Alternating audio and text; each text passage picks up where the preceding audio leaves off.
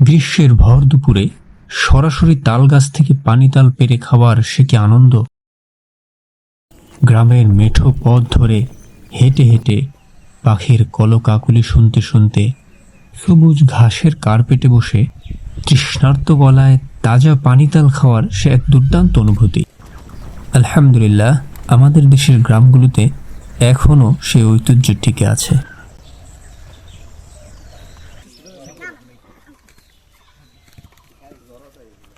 জামাই ফলে দাগ পরে